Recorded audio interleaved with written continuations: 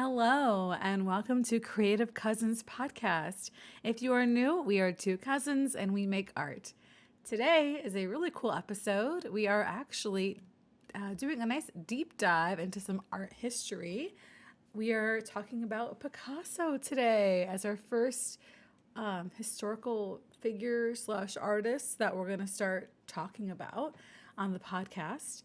Of course, we are also going to have our recent creations, and today's recent creations will be shown by Allie. So, how are you doing? I'm good. I'm excited to talk about Picasso because we have the same birthday. And that is a very important factor in picking who the artist was, actually. Yeah, yeah. It Just was actually the whole idea It behind was the only Picasso, to be reason. honest. There were better artists to pick from. So, but do you want to show your recent photography, Allie? I'll show the shoot that I did in Boston. They were engagement photos um, at a bar at a Ooh, speakeasy in Boston. So fun. the first one that I'll show is 19 of 99. Got it. Um, so this couple like had this on their like Pinterest board, and most of their Pinterest board was like photos taken in bars or like restaurants. So I found this location for them, and actually it's a location that I've had on my list for a while of like places I've wanted to like photograph. Mm. Um, and was able to reserve the space for them. They the couple like agreed to like pay to like book the space for an hour and a half. Oh, Um, okay.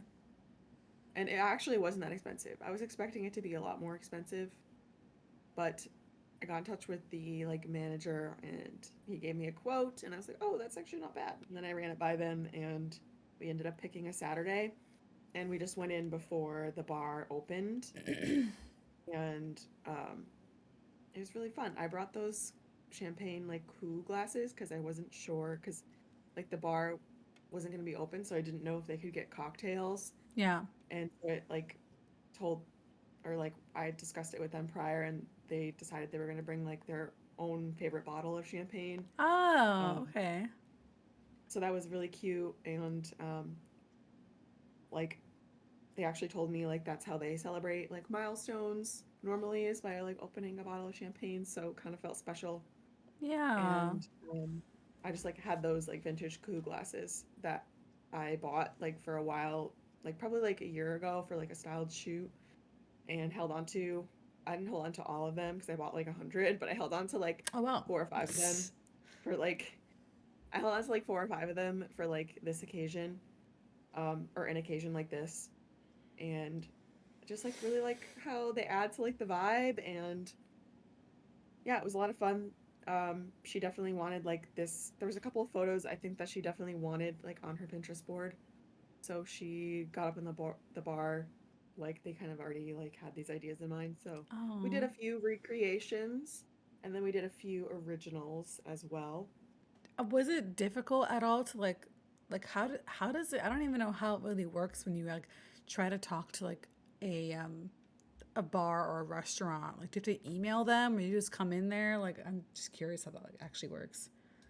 You could email them, but in my experience, I have better success with calling first because sometimes you'll email them and like it'll just sit in their inbox for weeks and then like they never get around to getting back to you. But if Mm. you actually like speak with like a real human first, I think it adds kind of like a sense of urgency to it.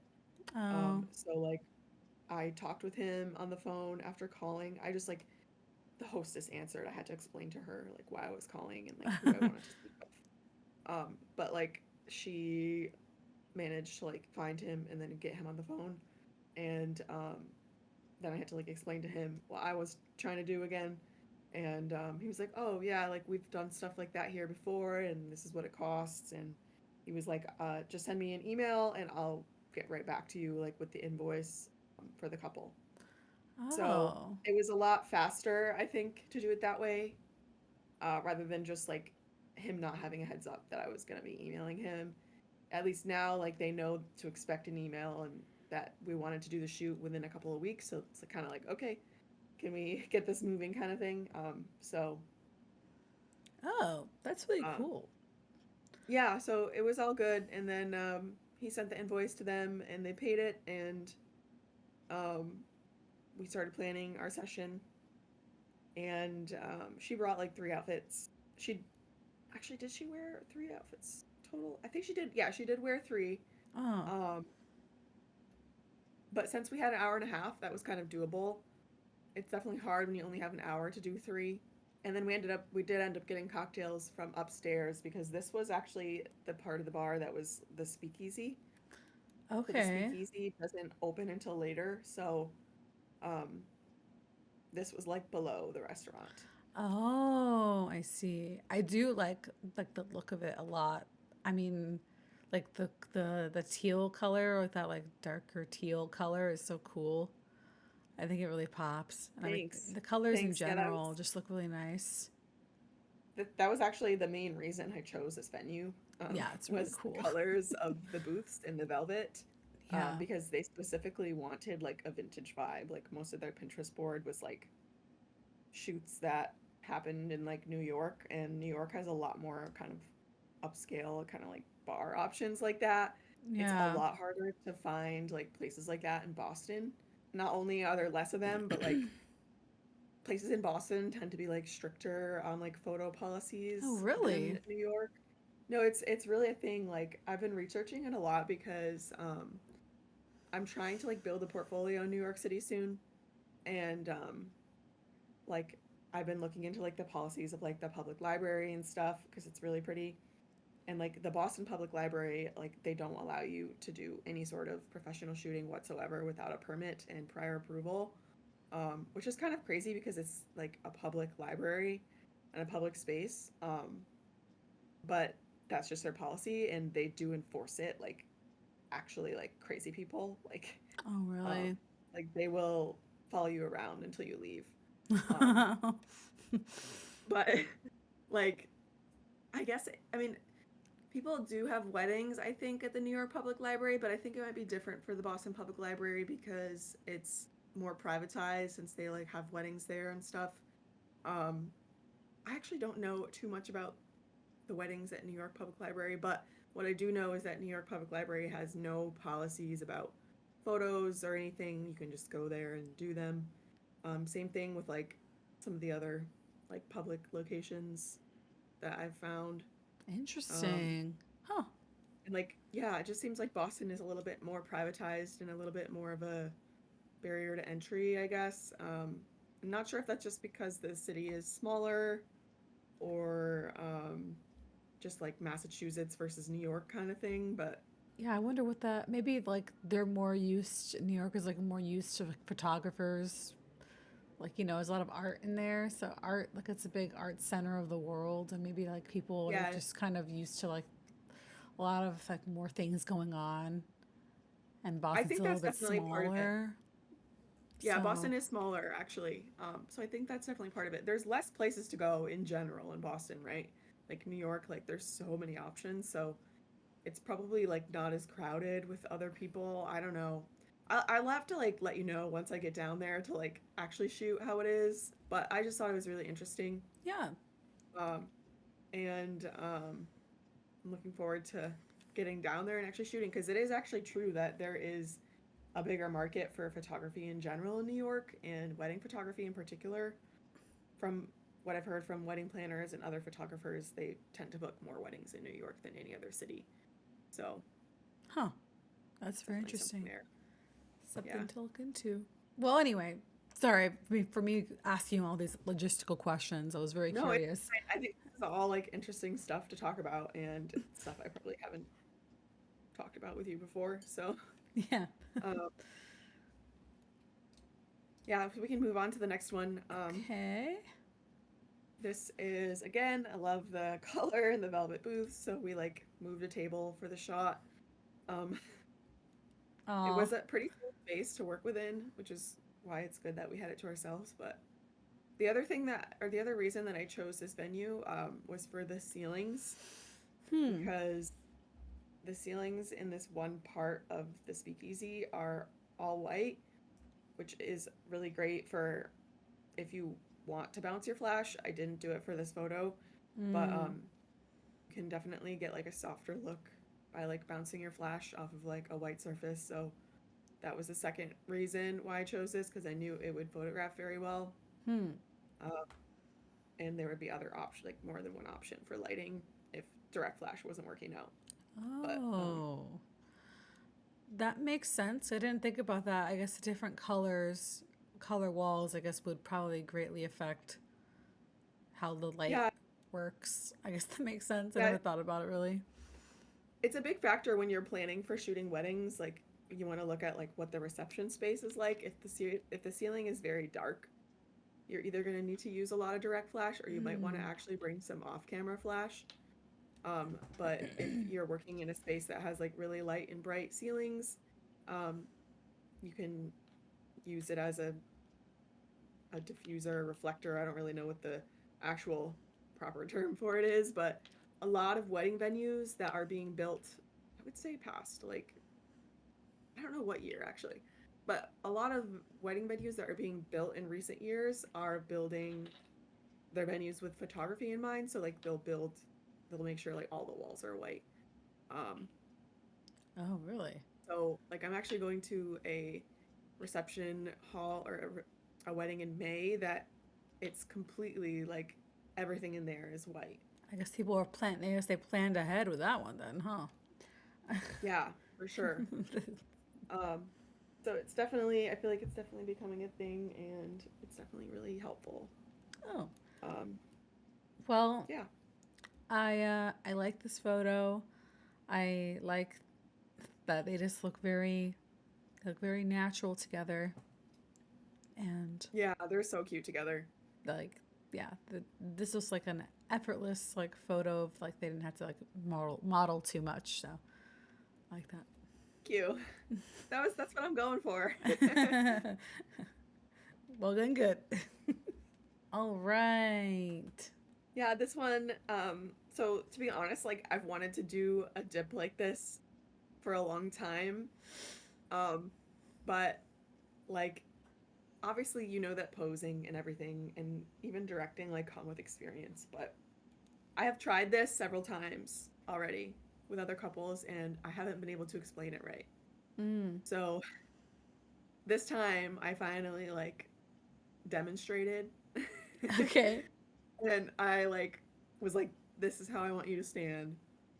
And then I was like, and then you guys just get like really close together and then you like dip her back but not too far and like you kiss like everywhere but her mouth.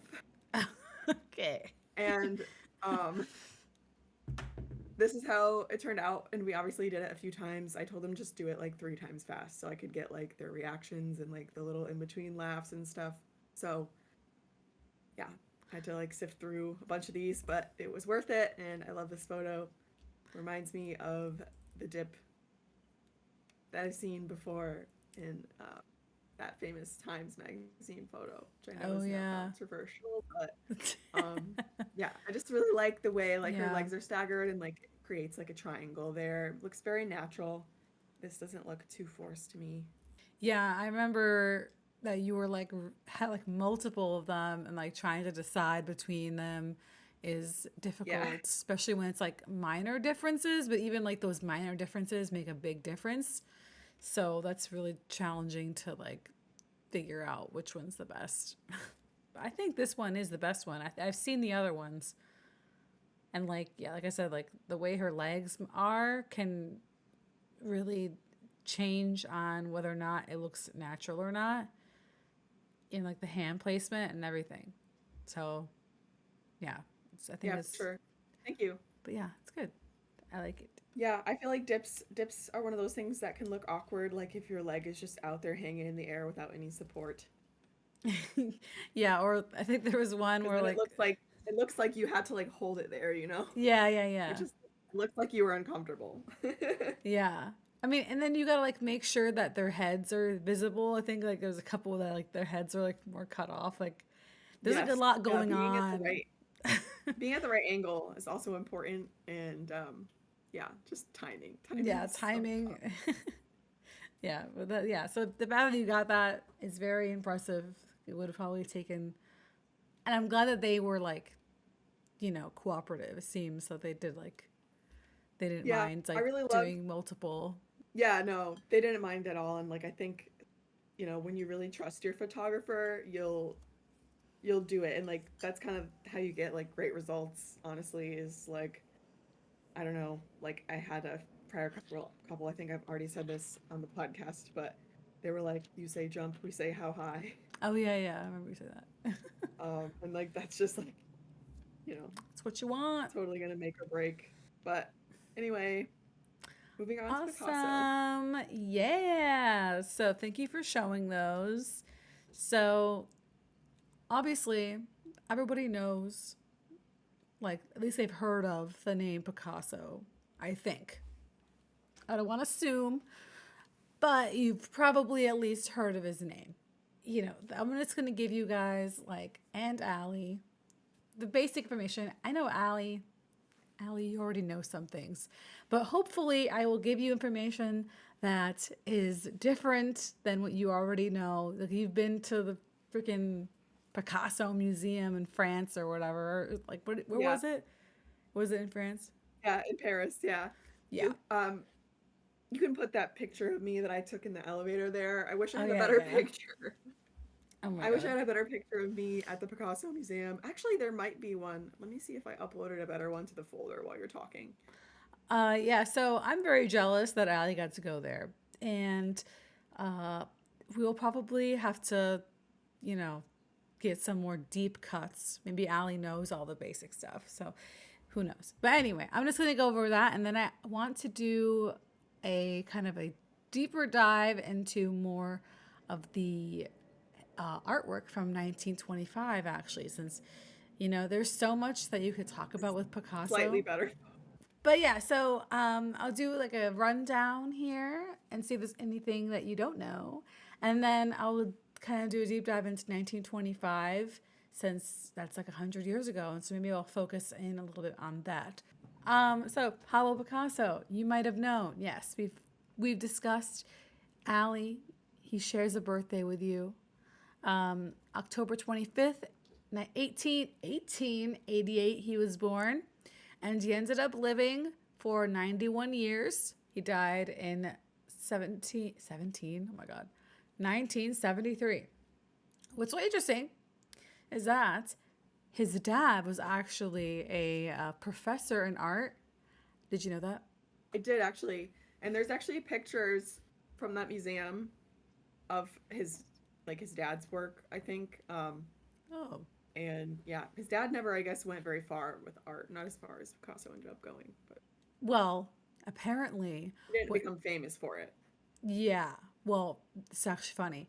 Funny story. When Picasso was 13, he he was like throughout his like childhood his dad like trained him on like the more technical ways of like drawing and painting and everything, and one of the dad's unfinished artwork, he he caught Picasso like painting over on top of it, like he was just like painting it, and he was 13, and then apparently he said, "My son has surpassed me. I will vow to never do art again." Yeah, I read that too in the museum. So funny. I think eventually he did like do some other stuff, but he like was like upset. Like, oh, he's like, he surpassed me. I will not do that. Like, what? That's wild. Way to give up. And then also some other fun basic information is that he had, this is probably not that well known, I'm sure you know this. He's had multiple relationships and lovers, and he would habitually cheat on all of them. Yeah, And I did know this. There was actually like info about this in the museum too, and I thought it was interesting. That he had actually kind of a crazy sex life. he was also, fun fact, abusive. Not fun. Very not fun. And that was like in multiple articles I saw that in multiple relationships he was physically and emotionally abusive and cheated on a bunch of his wives or what, not wives. Well, he had two wives, but just relationships in general. That he would like be dating multiple people at the same time, and like he'll be dating them for like 10 years at a time, and then like just be also dating other people at the same time. And I don't think he was always very subtle with it. I don't think it was subtle at all. They were all like also like well known. Usually most of the women were like well known. And there was one, actually two of them killed themselves. Sorry, that's very dark. Horrible. Yeah, due to him dying. They like, after apparently they were so depressed that they committed suicide. Sorry, that was really depressing. And You're yeah. like about his daughter. I mean, his daughter is like really successful. She's like a French jewelry designer, Oh, I didn't but know like that. you wonder, you know. Well, so basically, so his first wife Olga, they had a very like tumultuous relationship. They did end up getting divorced because they just and so they ended up just getting separated because in France, if you got divorced, you'd have to like share 50% of your, you know, your wealth. And Picasso was like, no, you will not get my money. And then so they just ended up separating. And then when she died in the 50s, he ended up remarrying some much younger woman named, His daughter's name is Paloma. I don't know who her mom actually was then. oh yeah, sorry. His second wife was named Jacqueline. She was the one that was actually, she was born in 1926, like a grandma. And Oh, um wow. and she was like 40 years younger than him, 40, 50 years younger than him. And she was so distraught over him dying. But years later, like 10 years after he died, she like, anyway, I'm just gonna, very violently, by the way, Oh, violently. And yeah, and so violently. Really? How did she do it? she shot herself. Oh, wow, that's uncommon for women. And then the other one, and then also Picasso, when he had another secret affair with somebody who was 17 and he was 39, and she hung herself after he died. Anyway, so yeah, very crazy. These are not fun facts. These are sad facts. Did you And find anything? what'd you say? Sorry. Did you find anything on the woman he had his daughter with? I just Googled who it was, and I'm assuming this is like the French spelling of Francis. Yeah, yeah, I think Francois the or whatever. Bois. I did look her up.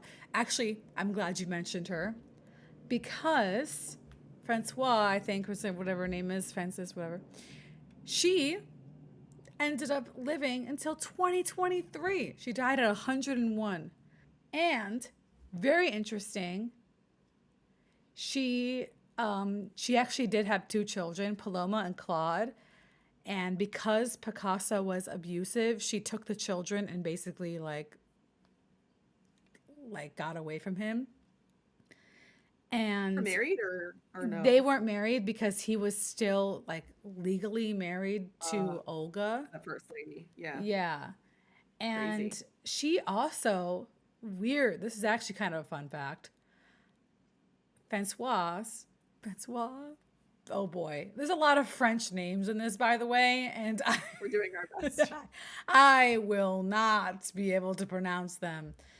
And yeah, so she also was married to the first to an American researcher who developed the first safe polio vaccine. Fascinating stuff, folks. Wow, that's really crazy.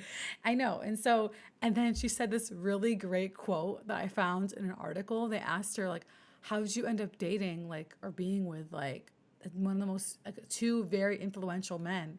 And then she goes, lions mate with lions. Like, love it. Batty. That's Yes. crazy. So she So, was probably crazy too.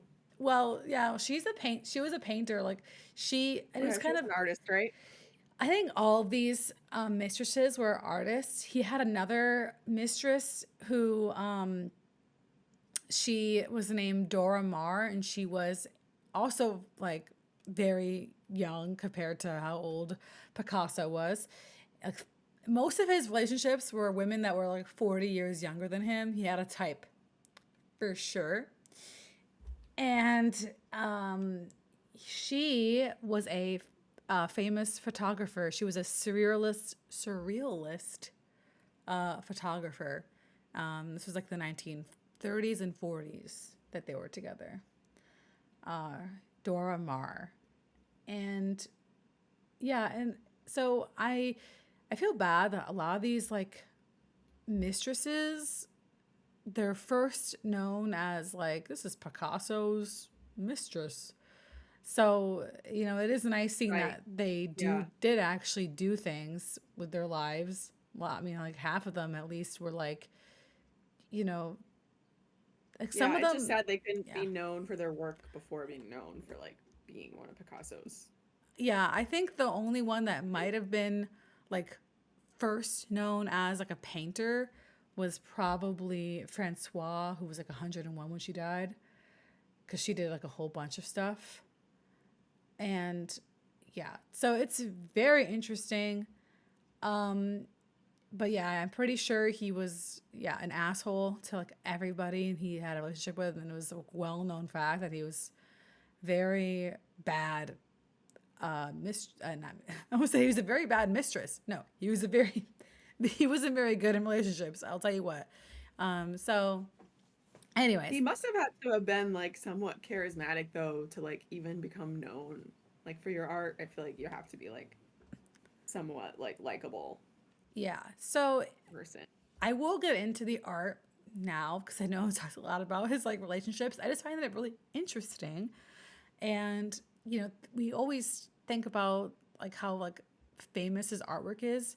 And I think only like, I think most people know that he wasn't like the nicest guy in the world. But even with that, people still mostly just recognized obviously his like famous artwork. Like, even though you're like an asshole and abusive, apparently, you're don't worry, your artwork will still probably be very impactful. But that's kind of the same thing with that's like the whole debate with like the artist versus the art. Like, if can you separate the artist versus the art? It's like I mean, the same thing applies when you're talking about like any of the Hollywood actors that have been canceled, right? that's true. Yeah. So, but then there are like some that are like, it depends also, like if they are like, if they're like so like if they're really especially bad and you see them in movies, like do you even want to look at them? I don't know. I guess it also just like Right. depends what they're doing at the same time. Like, do you want to I like, think it does depend on the severity for sure. Like I feel like when like info came out about like certain actors, I just know more than one person who would be like, yeah, like I don't want to watch that movie because it has what's his face in it and like I don't want to think about like the terrible things that he did. yeah. So there's that too. And then, but I think like also when you have like someone's artwork, but like it's also different when when they're not visually in it. There's just like Yeah, like something you're that not they looking at them. made. It's like a degree of Yeah, separation. it's easier to like separate it from who they are. So I think Yeah. that could also impact that as well. Uh, anyway, I will start with real quick. I just wanted to go really quickly throughout his life. I'm going to show you I think it's like four different famous artworks that he's done. And I'm going to show you the first one, and it's the Science and Charity painting. Okay, so this was actually painted in 1897 when Picasso was 15 years old. So that's great that he was that young, and I feel insignificant. But The interesting thing about this is that he actually made a series of paintings. Like this is all oil on canvas. He made a series of paintings that had to do with like disease and like health in Spain. This, because it turns out that he was inspired to make this because his sister actually uh, died at the age of 7 from diphtheria. So Oh, there was a lot of like people dying from disease, and they could have been saved if they were rich. So there were some antitoxins that were actually created around that time, but only was really available for like the Spanish the wealthy Spanish families. So she Conchita was her name. She couldn't be saved. So this was a kind of part of a series of paintings that he did about like disease and stuff. And also his uncle was a doctor too, so he was really influenced by like the medical realm. It was very sad, but it was really crazy that he made that when he was 15. So just wanted to show that. able to send that much of a message at such a young age about something like that is crazy. Yeah, I mean, he did artwork even earlier than that I didn't really put in. One of his like he had another famous artwork he did when he was like 13 or 14. It was also like a very similar style. Like you can tell that when he was 15 in his his teen years, he was very technical with his artwork. He didn't do any really. It was more like realism. It was less of that, you know, cubist. He didn't Abstract start stuff. doing his Yeah. like cubist stuff until much later. So it's very interesting to show what he did before that. And then I'm just going to quickly go skip around here to one of his is actually known as the most famous Picasso artwork called Guernica. Okay, so you've seen this artwork in person? Hmm. Yes. So this artwork Pretty is sure. yeah, I mean, I if didn't actually look through all the pictures I took, but it looks very familiar. you probably did. I have to see if I can figure out where exactly it is. Usually you can like look up to see where it's being like displayed, Yeah. and I wouldn't be surprised if you saw it. But this is actually his like one of his earliest and most famous political artwork. He was actually inspired once again by Dora Maar, who was a political photographer. She was like an anti fascist, surrealist photographer who really inspired him to make political art. So he never really did before, like, not really that much. And so this was one of the first because he was really had a big reaction to the Nazis, like casual. It's because apparently it's a Nazis' devastating casual bombing practice on the Basque town of Guernica during the Spanish Civil War. So obviously was more like impacted by that than other people. Probably was that happened around you know where he like was living. I don't know if it actually happened where he was living, but he during a time that he it was obviously more impactful for him than for other people. So the painting was actually really big. You can see in the other photos. This is a photo of him actually working on the almost like a mural. It's like so big.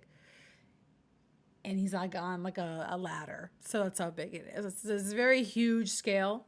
Definitely came in. This is from 1937. Definitely more of his cubist art style here. And Actually, now that I'm seeing this, I'm not sure that it was in the museum because it might have been a replica because I feel like I would have remembered okay, something that was that big. yeah, it was. Yeah, it's very big. I won't go too much into this artwork because I do want to talk more about other artwork.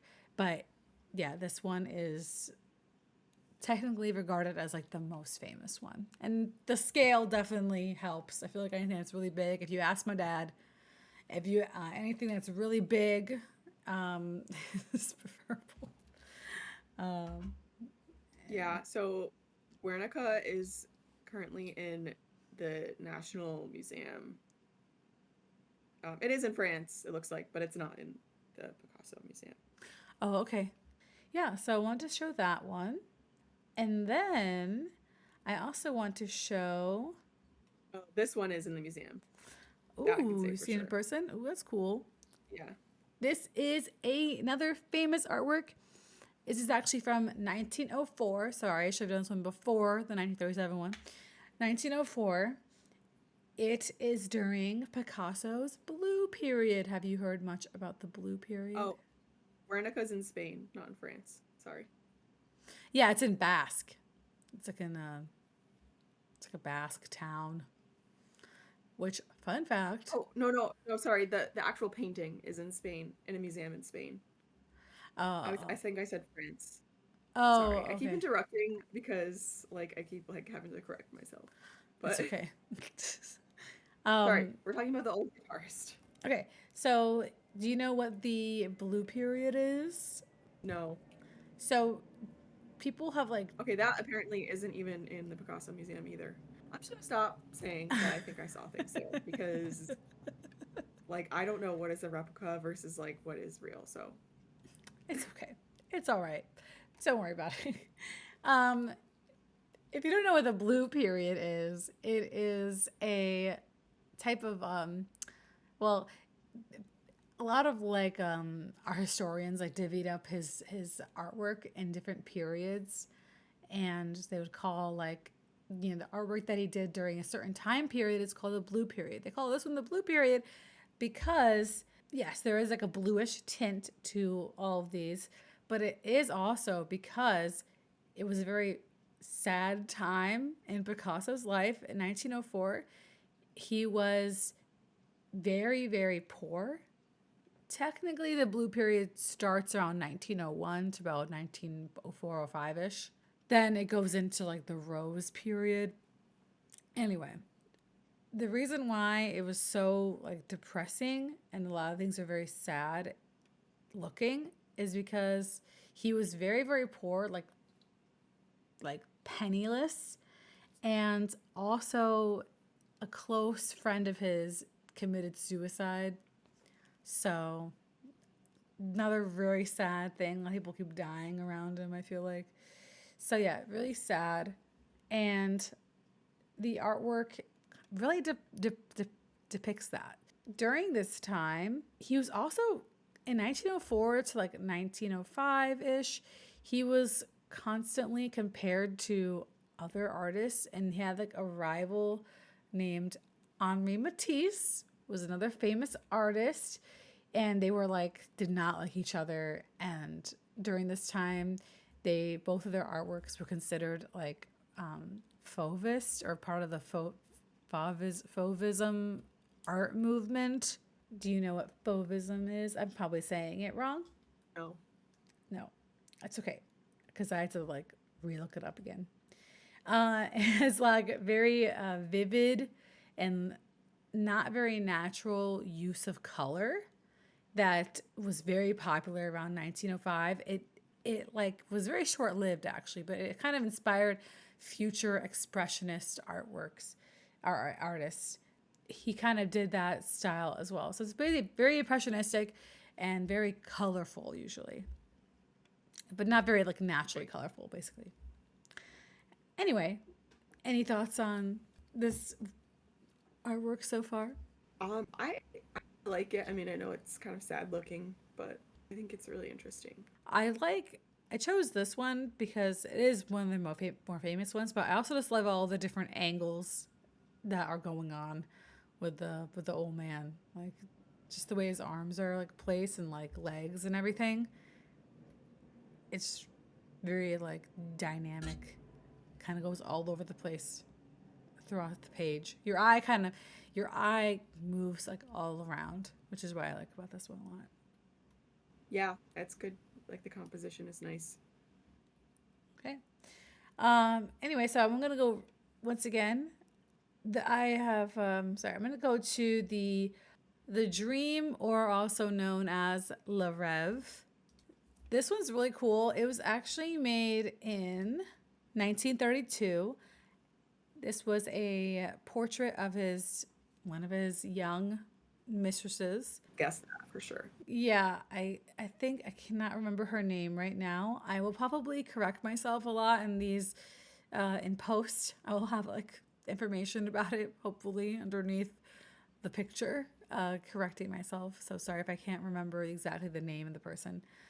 There's a lot of different people. There's a lot of different mistresses. Okay, there's so many of them, and it was hard to kind of keep track of like who was who and like who was like the muse for different things.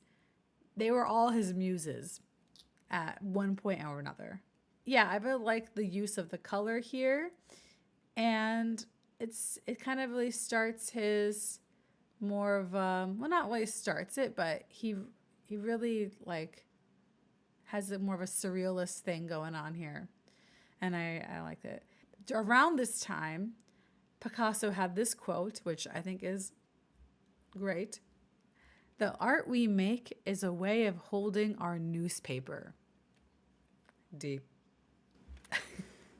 Think about that one for a little bit to like fully understand it, but I can appreciate it. Yeah. So I think I really he's had like a lot of interesting quotes that have made me I will share like some more quotes like later on that were like, wow, that's interesting. So Cool. yeah, I love it. So keep them coming. good. I will. With that, I will go back and dive deep into the 1920s, into 100 years ago, because it is very interesting and I feel underrated. Well, actually, wait, before you do that, let's go to the three graces .jpg, and it's in general artwork. Right, it's like grayscale. Yes, he So who painted are these people supposed to be? he painted this in grayscale. So it's actually done with charcoal and done with thin layers of white paint on top of the charcoal to create Whoa. a like statue kind of look. These are the three graces from mythology, actually from Greek mythology.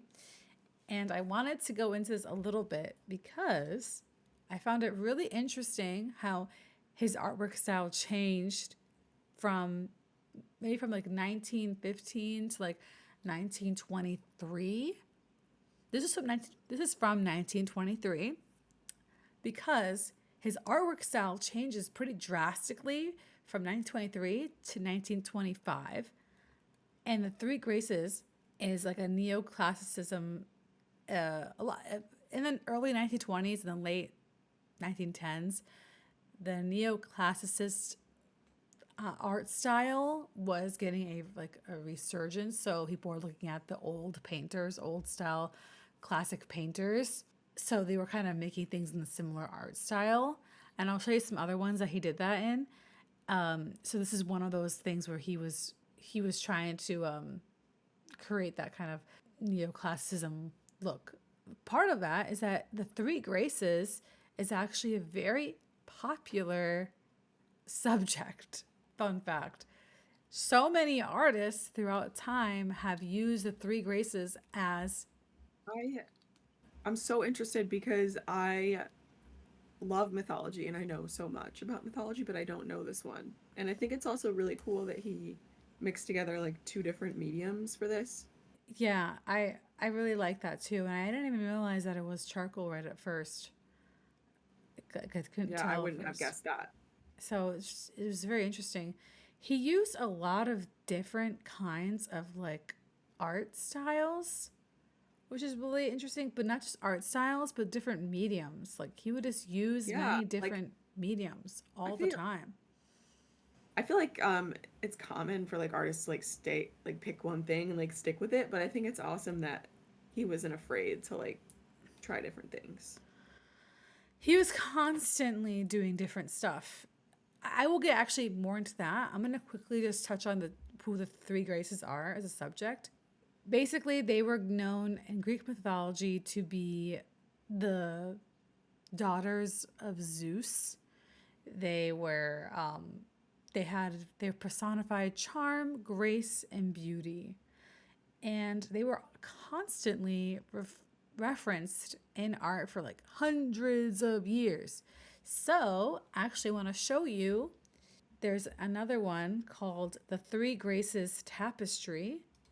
This is a different artist. This is Botticelli. He is a painter from like the 1500s, like the Renaissance time. Also did artwork based off of the Three Graces. Trees. You know I love my lemon trees. That's true. I didn't notice them before. Then as I was pulling up the photo just now, I was like, those damn lemon trees. They're gonna be Allie's gonna look right at that. So I should have known. Think that.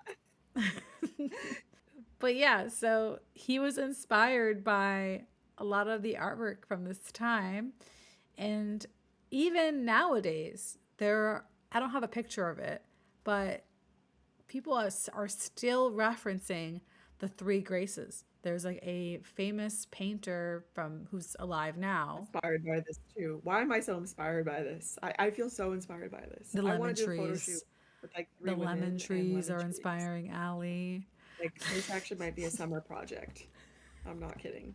Well, you got to find lemon trees in the I feel like it would background. be very I feel like it would be very on brand for me.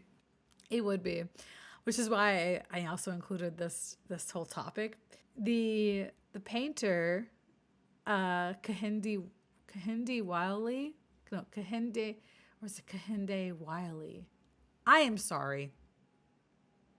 He is a painter from nowadays, a contemporary painter. Also did a version of the Three Graces. I'll have to include a picture. I don't have it with me, but he's a famous painter who did the Barack Obama portrait. So he's like a very well known painter nowadays. But I think it's funny that like this is a subject that people are constantly making their own versions of, and Yeah, Picasso that's did really one cool. too. So anyway, I wanted to show that, and I accidentally end up inspiring you, but that's good. um, Well, you know I love doing trendy things. that's true, but maybe it's not trendy on Instagram, but it's trendy in the art world. Yeah. Um, I'll be the trendsetter on Instagram. yeah, everyone's gonna start doing the Three Graces artwork. Just really funny. Um, Before I get into his 1925 artwork, I want to show a little bit more of his neoclassicism artwork style. Portrait of Olga, 1923. Yeah, very simple, very different from his other stuff. Fun fact, I keep saying that. Olga was a so she's a ballerina. They met because I guess she did a lot of ballets as one would, and he was constantly around very like he was around a lot of artistic women. I feel like she was very much against him doing any portraits apparently that included like that would be a cubist. Like he did not like that. She only wanted to be portrayed like more in that realism style. So she was like very against the other kinds of portraits apparently, which is kind of funny. So he would paint her in a more neoclassicist style. And that's really funny. That's funny. And so there's this one. Well, I really like this one, Olga in an armchair JPEG. So this was from 1918. I just really like the design and like the fabrics and everything. And like was just like a simple background, but like the dress and like her are like Yeah. pretty I like detailed. this too. I really like it. And this is basically this like both of these are It almost examples looks of that. unfinished. Yeah, I mean, I think the background probably was like left very simple. It looks like he started to do the background, but then he decided that he It wasn't going to. it does kind of look like that. That's Maybe what they got in a funny. fight and he was like, I'm done with this. They did have a lot of issues, so it surprised me. Like they did It's not. unfinished due to some disagreements. Yeah, yeah, there might have been that. And he was very unfaithful, so they didn't really have a great relationship. But it's interesting though. I really like this art style that he did. I really like it. It's and like this one and the other one that I showed you. I think are kind of interesting because they're very different. And so I want to contrast that with his 1925 artwork. His art style, I feel like, is different in like every single picture. Like I feel like every one is very different. Like if you go to the one that's called Paul as Perot, this is Super different. very different, and it is his son, Paul or Paolo, and Oh, I didn't know he had a son. he had a son with Olga, Oh, and him like dressed up as Perot, which is a character in a play, I believe. So it was kind of like a little cosplay, basically, very cute. And that's cute. it's like an oil on canvas. So this is still 1925. And so keep in mind, everything I'm showing you now is 1925. So let's look at this in comparison to, let's see, Studio with Plaster Head. It looks a little different. Kind of inspiring to me. You know, artists don't have to niche down. Okay, this is exactly what I was thinking when I saw this. This is why I wanted to talk about it. This was all from the same year. I have other ones. This is very colorful. This is his part of his surrealist art style. He starts going in a very surrealistic kind of direction. It's still kind of, I feel like, has that cubism influence, but definitely takes a surrealistic direction. The reason why I really like how different these are is because I'm constantly thinking about how I need to be sticking to one thing, and how it's kind of like, why am I constantly always changing mediums and like just like doing whatever? Like, my whole thing with like, I have my marker drawings that I got into, then my charcoal, and then, my digital painting. Everything is like so different from each other. And so I always like worry that I'm like going too all over the place. But then I look at things like this and then I'm like, it's okay. Like, it's fine. It's all part of the process.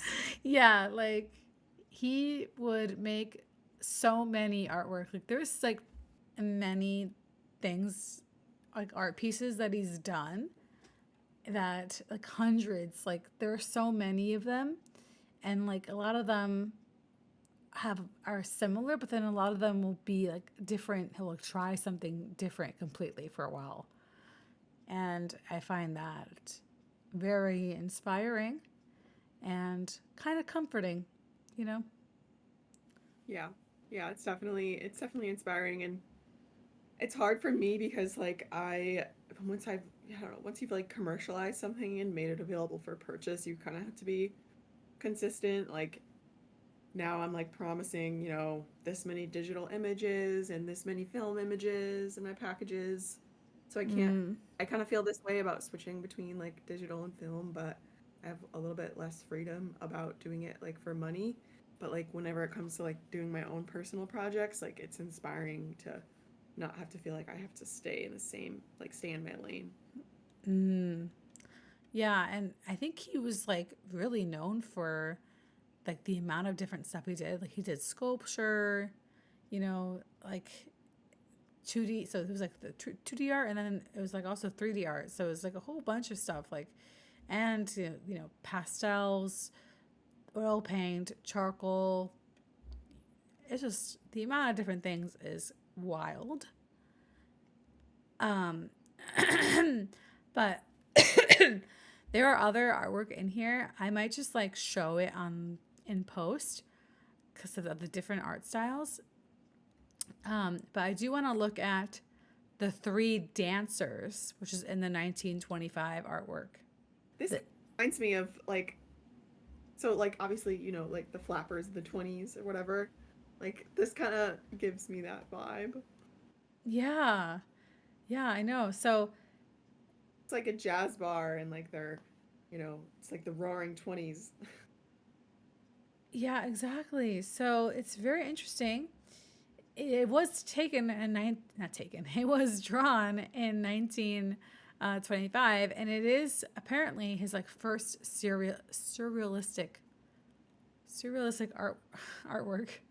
I cannot talk, and he actually is inspired from his three muses, kind of like it's kind of like a surrealistic version of the three muses that he did, sort of, where they're kind of standing, like there's three of them and they're standing in different poses, but this time the body is like into like it's like broken into pieces, so it's very interesting. And I think that this was inspired by his ballerina wife and how their relationship was like very tumultuous and that it was like broken down. And I think it was kind of symbolizing that whole relationship. And it was very dramatic relationship. Yeah. I wouldn't have that from looking at this. I would have thought it was just like people dancing, but makes sense. No. Yeah. I mean, it's one of those things where it's like you can find your own meaning in this. Like this could probably be interpreted like 100 different ways, and that's isn't that what art is all about, folks?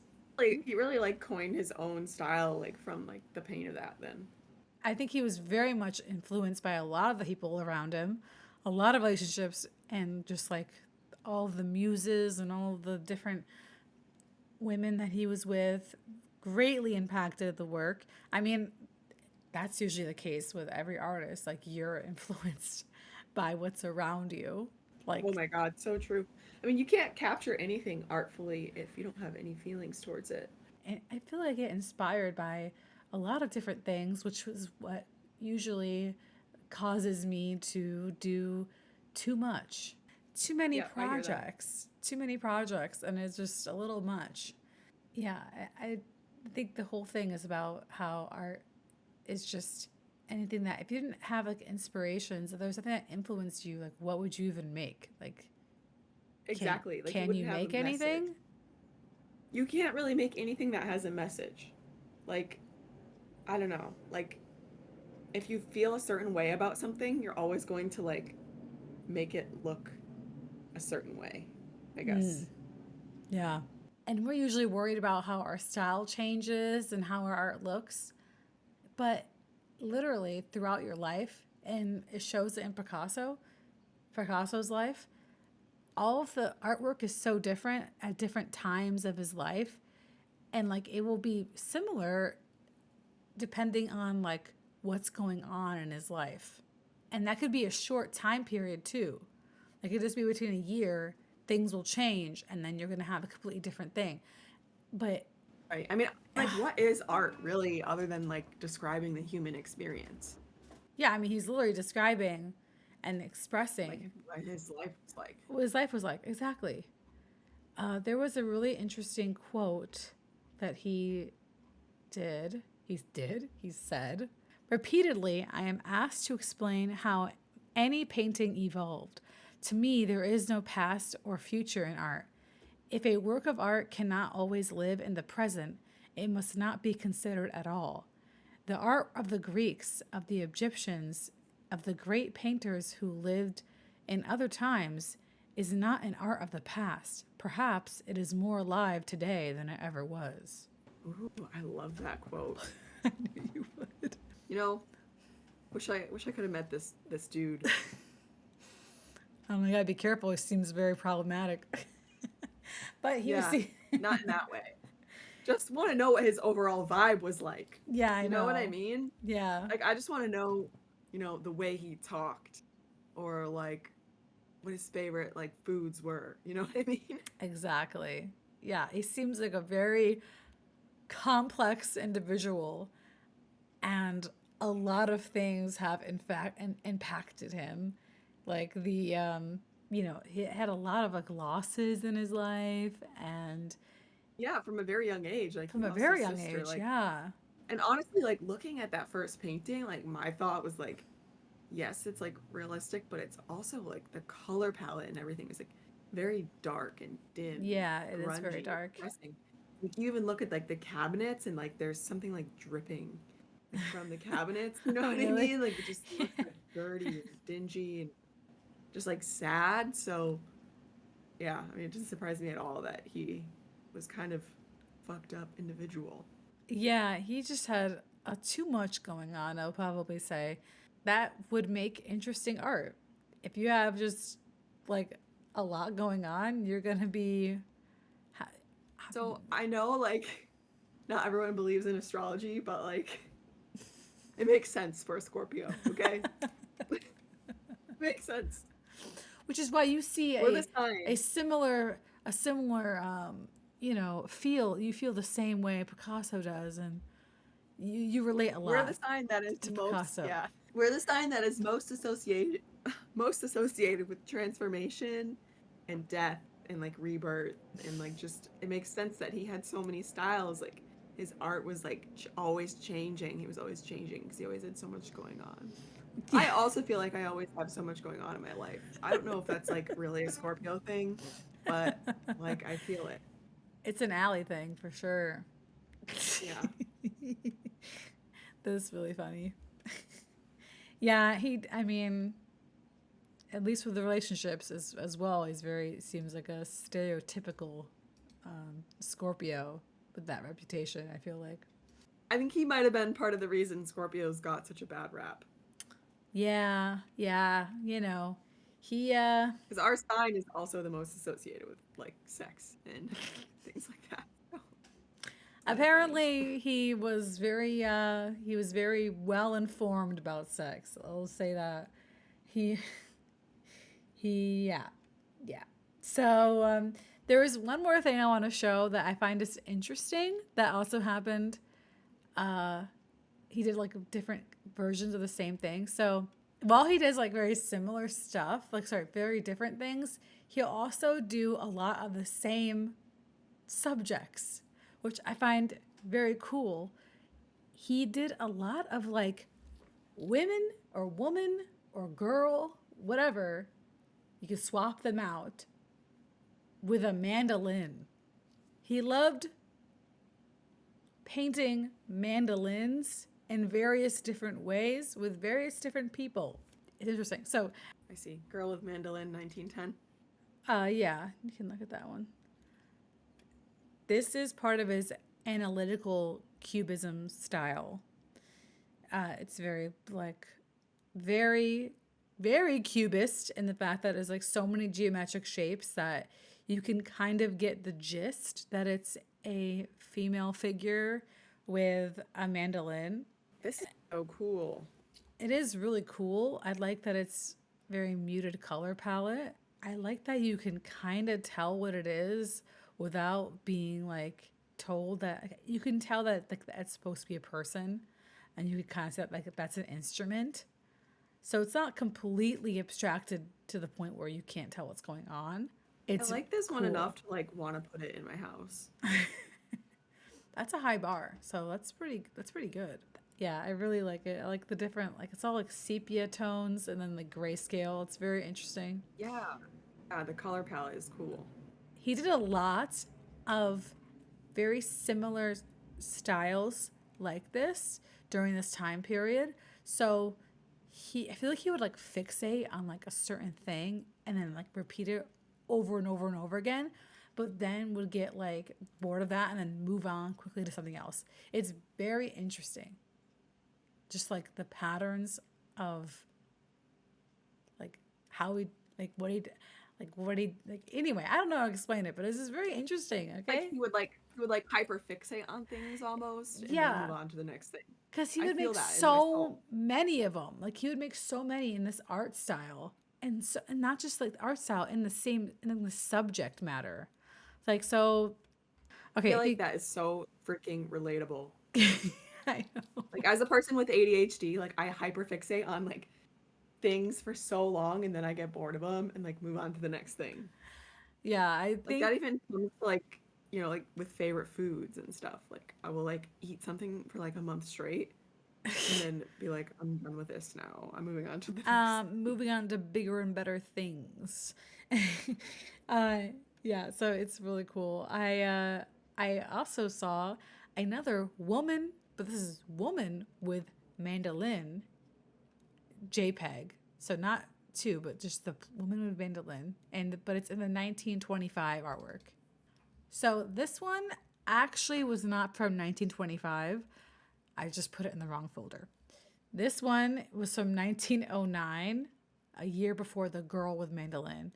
A year before, I feel like So it that's like still looks very different. I feel like yeah, you know, I feel like he's a person who I think he's trying to perfect. You know what I mean? Like he's trying to do this until he gets a version that he really likes. Yeah. Yeah, he's like, yeah, very like repetitive, like with that. Like, and he's like, I do really like this mandolin and I do want it to be some kind of woman, but how do I portray that? Like, I don't, like, it's just really funny how, like, this is just like an earlier version of the other one. That is so funny. I know. And just I'm you so wait. glad that I saw the other one first too. Yeah. That one came, Okay. yeah. There's All right, another next. version. This one Um, she's is got no shirt on, for this, one. well, I think the first one didn't have a shirt on either. The girl with Yeah, mandolin. but this one is more like it's like an actual like skin tone, so it's like it just looks a little more, Yeah. you know, Well, this is promiscuous. 1925, Allie, 1925. Okay, we do what we want. Yeah.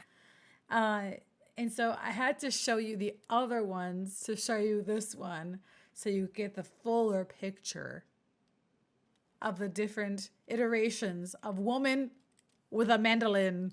What's the final variation? This is the final variation, 1925. Well, he says that I know of. There was Well, probably. there's one more in the folder. That's why I asked. Oh, I thought that you were looking at it already. It's just a woman with mandolin too. And there's woman playing the mandolin. Oh yeah, you're right. I forgot about that one. There, I told you there were so many that I forgot. Yeah. Okay, Well, so well, it's we got a good sampling. okay, Um, sorry. I'll show woman playing the mandolin. I think was also after the woman with mandolin. Anyway, all of these are very different from each other, but they have what they have in common is that they are all someone with a mandolin. Anyway, it's very funny. So I just wanted to show that and show that, that was really great. I feel like yeah. you had so many examples to share, and I learned so much. So thanks for doing all this research. I'm excited to share about Alfred Stieglitz in the 20s on the next episode. And actually, the documentary I was watching yesterday, there was a part where they talked about um, Picasso and Matisse. Oh, really? Um, yeah, That's funny. and how Stieglitz like I don't know if he knew them, but I'll have to like do more research. But there was something there, so Oh, that's I will. interesting. I'm pretty sure Stieglitz had art galleries. That's I think how the connection um Yeah. came to be because he not only did photography, but he also like owned art galleries. Oh, yeah. I think he was part. I think Picasso knew a lot of patrons of the arts throughout this whole life. Like one of them being like Gertrude Stein, like a very well known one. And so Yeah, he went around, like he knew a lot of different like influential people in general. yeah, and I just confirmed he did actually own and run several art galleries. Yeah. So I think that's how he might have known them. It's funny how that kind of ties in there. Yeah. uh, Yeah, because I guess he made photographs like less and less frequently as he got hmm. older. So started just like running art galleries. Oh, good. Yeah. Sorry if it was kind of a little all over the place. I had like a whole lot of. I didn't feel like it was. I feel Oh, like it okay. was pretty good. Yeah, it was just, it's hard to kind of figure out like the order in which to like talk about things. And, I'll, you know, over time, I'll like kind of work on the Well, get it format. down. So we're going to end the podcast with a funny, nostalgic memory.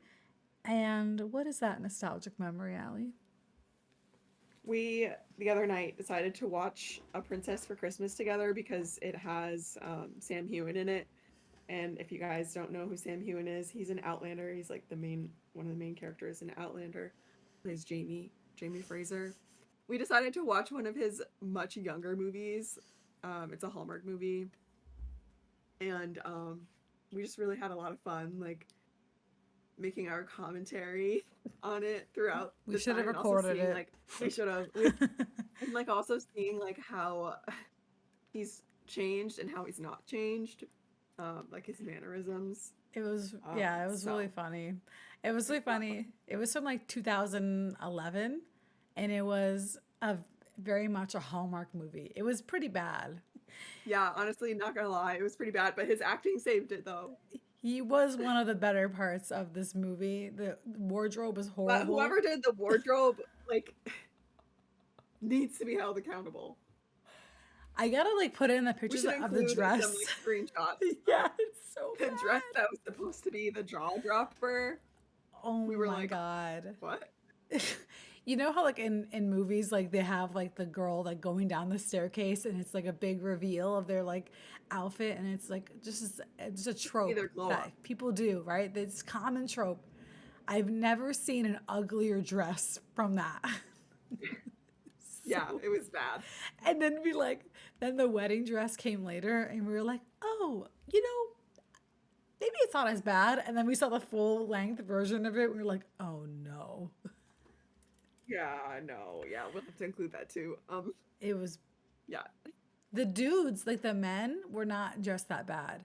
It was like whoever was dressing the women, they like, yeah, particularly the main character. yeah, the main For character, some particular, reason, they yeah, decided to like give her like a really bad sense of style. yeah, it was really bad.